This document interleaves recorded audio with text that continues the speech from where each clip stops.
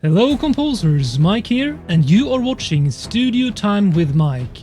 And in this episode I'm going to show you my brand new epic orchestral template that I just updated today because the new Logic Pro X update makes it possible to do some really cool stuff.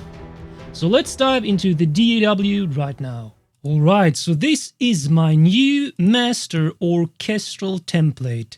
So let me go through this step by step to show you what's inside here. Of course, I have set up all the project settings as I want, the screen sets and features like that, but let's concentrate on the sequencer, the tracks and the mixer. So number one, update one, is I have unloaded most plugins, which is a brand new thing in Logic. You can see the off button here. It used to be the case that if you press the off button, it didn't unload from memory. Well, the great thing now with the new updated Logic Pro X is that you can use Option and then click on the off button and it will unload it from memory. So this template, this entire template right now, is only around 10 gigabytes, whereas all the instruments I added in total would be like 30, perhaps 40 gigabytes. But I've unloaded them so I can have all these instruments in it. Number two is, as you can see here, I have now used folders as my main categories.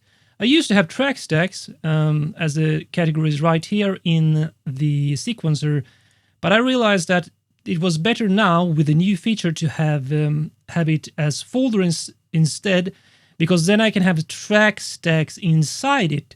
So, as you can see, my folders here are the effects, which can be, for example, risers, whoosh downers, and so on. Percussion, which can be drum kit. Acoustic drums, here I have a track stack. Or epic drums, orchestral drums, stuff like that. Then I have rhythm, which can be ostinato strings, short brass articulations, winds, and short articulations on choirs. Then lows, I have bass line here, sub bass, low pad, low strings, brass, and winds. So this is all the low end in one folder here. And the back, I have for things like, let's say, soft strings here, piano, electric keys, some pads, flautando, sul tasto strings, and stuff like that, like the ambient background things. For the front is basically what I will use when I record my main theme, and like the melody or riff. So here I have strings. I don't know why it says unknown there. It's string ensemble, brass ensemble, and right now I just have alchemy in there. And then I have one folder for an entire orchestral setup. So here I have a piano first, then choir, harp, full string section, including solo strings, full brass section, and full woodwind section. So that is entirely in one folder. And then I chose to add a new folder called Shimmer, because sometimes you just want to add that super high end to open up the track in the final chorus or so. So I have like a bell in Omnisphere here, some mallets. Well, I think this is actually glockenspiel, high keys, and I can have high plucks and stuff like that in here. So I can add more, of course, later. So that's update 2. The folders and category structure. Update 3, you already saw some of this, is in each of these folders I actually have one main track stack, which is the mixing group. So all these tracks are sent to this mixing group. And I've used an instrument in each of them. So for this one I have like low booms. And in the percussion I have, I think, like orchestral drums right now. So, like so, and all these instruments or tracks are then sent to the percussion track stack, everything organized in this group. And then for the rhythm, I have like staccato strings here. And then, of course, all these different short note articulations routed to this track stack. In the lows, you saw the bass line is... And by the way, this is the only one that is loaded, this main track stack, right here, in every single folder. That way I can load up my full master orchestral template super quickly instead of having every instrument loaded at the start, because I might not use this or whatever when I actually compose the track, which is why I only start with the main track stack here for each folder. Let's continue. The backing here, I think, is, yes, soft strings in Omnisphere, basically a pad. And then for the front, this was the string. Let me rename that just now, strings, so it's properly named. And here for the track stack in the orchestra, I've chosen piano because I basically always use piano in my music in some way. And then for the shimmer, I had this glockenspiel from Omnisphere. It could be like a high bell, high plucky guitar notes or whatever, to add that shimmer, layering an octave or two above what the main theme is played on, for example, strings here in the orchestral group, and so on. So, update 4 is that I can now, whenever I need to, load up what I need as I work. So when I start, perhaps I realize, well, I need a harp. Well, I just need to click that now, and that will be loaded in. If I want to unload it again, Option, left click, and it's unloaded. So I cannot play instantly, but let's say I want cellos. It's already prepared for me in the template. So I just, if I want to record something here on cellos, click that. Takes a second or two to load, and now I can play the cello here. Right? That's how it works. Let's Alt click, or Option click, I mean, that to unload it again. So that's update 4, to quickly load what I need as I work. And then update 5 is up here. I used to have a story track with several, like the rhythm, harmony, and melody inside of the track. But I realized that the most important thing to keep structure of when I'm composing music is the harmonic progression, basically the chord progression. I might include a melody inside it, but basically I just have a piano stacked with a pad here in Omnisphere so that I can play like this. And then record that chord progression.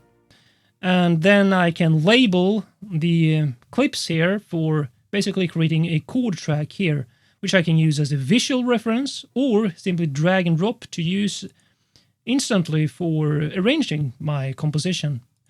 So that's update 5, having the story track on top. This is something I recommend regardless of DAW you use personally.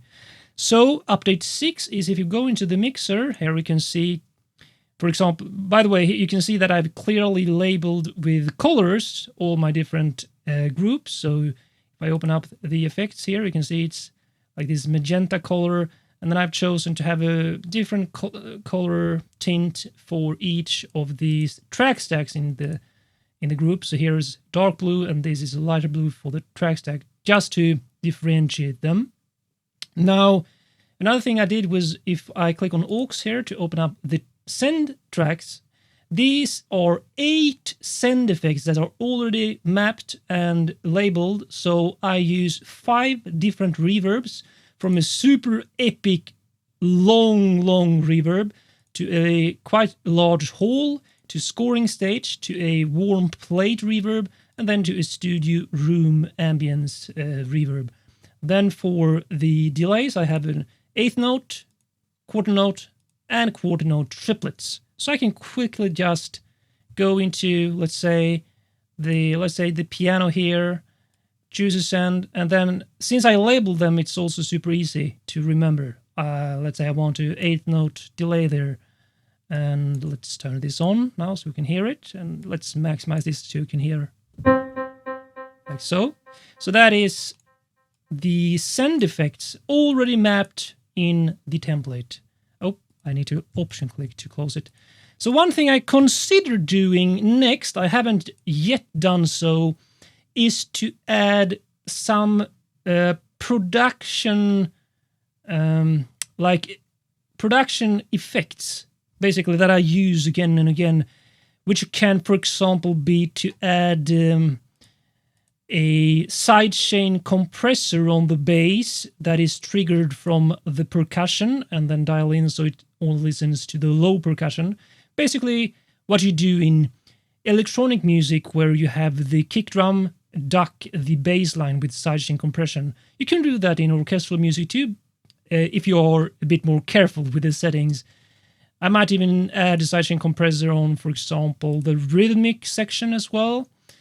What I also did, by the way, is applied some gain staging, in that I really want some headroom, dynamic headroom when I start mixing. So I applied a simple gain plugin at -12 dB on all the mixing groups. So every track will go through its own mixing group. So the percussion here, this will be routed to percussion, as you can see. Everything is pre-routed as I want it to this track, in this case, the percussion mixing group.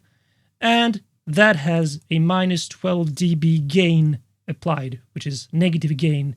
This means I will have super big headroom, dynamic headroom when I start mixing and mastering my track, which is really important. Let's see, what else? I also have for my stereo master output, so this isn't really in my orchestral template, but I actually whoops, that's not what I intended to do. If I click on settings here, I actually saved my own channel strip, which I call Mike's mastering chain. So I can quickly just, when I'm have my final mix, go to settings on this master stereo output and load up my mastering chain right so here. So I have like tube EQ to dial in some tone, super light compressor, a stereo enhancer, imager, another compressor, because I like, with the platinum orchestral setting, I like having 2 compressors with low settings instead of 1 with higher settings. And then just a limiter without any maximizing going on. I want to see the limiter. Just setting the output ceiling so it doesn't clip. And then finally a loudness meter to make sure I get the proper average loudness for my track. Let's see if I can reset channel strip. Yeah. Whoop. Stereo. Like so. So that is it, I guess. I can't think of anything else. I think that is it. That is my big orchestral template. So if I just open up everything, if I option click here, you will see how many tracks I have in here. Look, lots of tracks, the percussion, the rhythm, all these rhythmic tracks, all these low-end tracks, all these backing tracks, the front or theme tracks, the full orchestra plus piano, and some shimmer tracks down here. But as you can see, almost all are not loaded yet. So this means, if I close this, that I can call up this entire orchestral template much quicker. Alright, so take care, my friends, and I will see you in the next video. Subscribe now and watch a lot more videos on composing music, producing music, sound design, Logic Pro X, and much more. I'll see you in the next video, my friends.